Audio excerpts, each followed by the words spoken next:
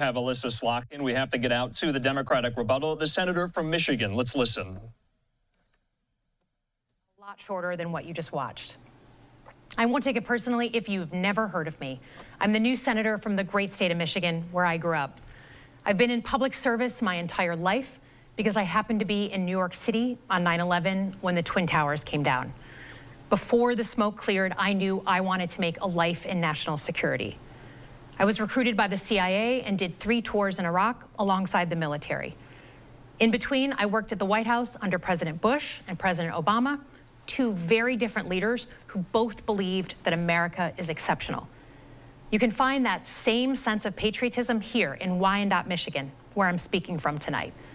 It's a working class town just south of Detroit. President Trump and I both won here in November. It might not seem like it, but plenty of places like this still exist across the United States. Places where people believe that if you work hard and play by the rules, you should do well and your kids should do better. It reminds me of how I grew up. My dad was a lifelong Republican, my mom a lifelong Democrat. But it was never a big deal because we had shared values that were bigger than any one party. We just went through another fraught election season. Americans made it clear that prices are too high and that the government needs to be more responsive to their needs. America wants change, but there's a responsible way to make change and a reckless way. And we can make that change without forgetting who we are as a country and as a democracy. So that's what I'm going to lay out tonight. Because whether you're from Wyandotte or Wichita, most Americans share 3 core beliefs: that the middle class is the engine of our country, that strong national security protects us from harm, and that our democracy, no matter how messy, is unparalleled and worth fighting for. Let's start with the economy. Michigan literally invented the middle class, the revolutionary idea that you could work at an auto plant and afford the car you were building. That's the American dream. And in order to expand and protect the middle class, we have to do a few basic things. We need to bring down the price of things we spend the most money on: groceries, housing, healthcare. We need to make more things in America with good-paying union jobs and bring our supply chains back home from places like China. We need to give American businesses the certainty they need to invest and create the jobs of the future. And we need a tax system that's fair for people who don't happen to make $1 billion. Look, the president talked a big game on the economy, but it's always important to read the fine print. So, do his plans actually help Americans get ahead? Not even close. President Trump is trying to deliver an unprecedented giveaway to his billionaire friends. He's on the hunt to find trillions of dollars to pass along to the wealthiest in America. And to do that, he's going to make you pay in every part of your life. Grocery and home prices are going up, not down, and he hasn't laid out a credible plan to deal with either of those. His tariffs on allies like Canada will raise prices on energy, lumber, and cars, and start a trade war that will hurt manufacturing and farmers. Your premiums and prescriptions will cost more because the math on his proposals doesn't work without going after your health care. Meanwhile, for those keeping score, the national debt is going up, not down. And if he's not careful, he could walk us right into a recession. And one more thing. In order to pay for his plan, he could very well come after your retirement, the Social Security, Medicare, and VA benefits you worked your whole life to earn. The president claims he won't, but Elon Musk just called Social Security the biggest Ponzi scheme of all time. While we're on the subject of Elon Musk, is there anyone in America who is comfortable with him and his gang of 20-year-olds using their own computer servers to poke through your tax returns, your health information, and your bank accounts? No oversight, no protections against cyber attack, no guardrails on what they do with your private data.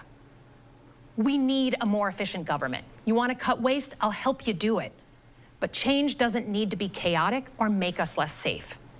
The mindless firing of people who work to protect our nuclear weapons, keep our planes from crashing, and conduct the research that finds the cure for cancer, only to rehire them 2 days later, no CEO in America could do that without being summarily fired. Okay, so we've talked about economic security. How about national security? Let's start with the border. As someone who spent my whole career protecting our homeland, every country deserves to know who and what is coming across its border. Period. Democrats and Republicans should all be for that. But securing the border without actually fixing our broken immigration system is dealing with the symptom and not the disease. America is a nation of immigrants. We need a functional system keyed to the needs of our economy that allows vetted people to come and work here legally. So I look forward to the president's plan on that. Because here's the thing. Today's world is deeply interconnected. Migration, cyber threats, AI, environmental destruction, terrorism.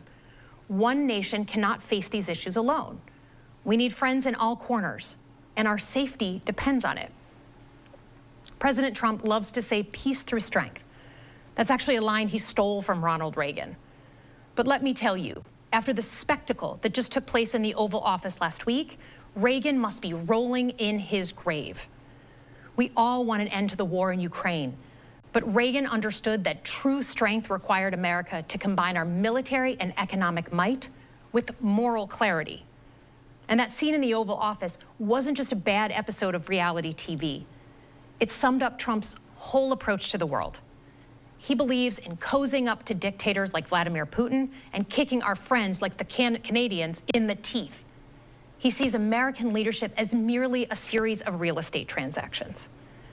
As a Cold War kid, I'm thankful it was Reagan and not Trump in office in the 1980s. Trump would have lost us the Cold War. Donald Trump's actions suggest that in his heart, he doesn't believe we're an exceptional nation. He clearly doesn't think we should lead the world. Look, America is not perfect, but I stand with the majority of Americans who believe we are still exceptional, unparalleled. And I would rather have American leadership over Chinese or Russian leadership any day of the week.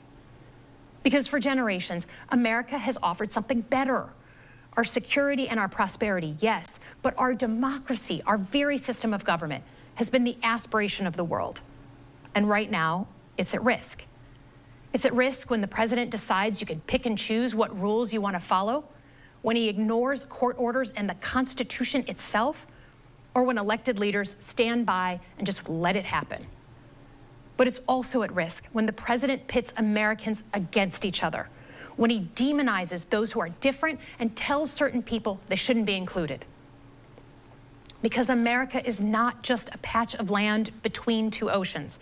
We are more than that. Generations have fought and died to secure the fundamental rights that define us. Those rights and the fight for them make us who we are. We're a nation of strivers, risk takers, innovators, and we are never satisfied. That is America's superpower.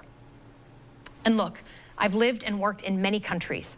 I've seen democracies flicker out. I've seen what life is like when a government is rigged. You can't open a business without paying off a corrupt official. You can't criticize the guys in charge without getting a knock at the door in the middle of the night. So as much as we need to make our government more responsive to our lives today, don't for one moment fool yourself that democracy isn't precious and worth saving. But how do we actually do that? I know a lot of you have been asking that question. First, don't tune out. It's easy to be exhausted, but America needs you now more than ever. If previous generations had not fought for this democracy, where would we be today? Second, hold your elected officials, including me, accountable.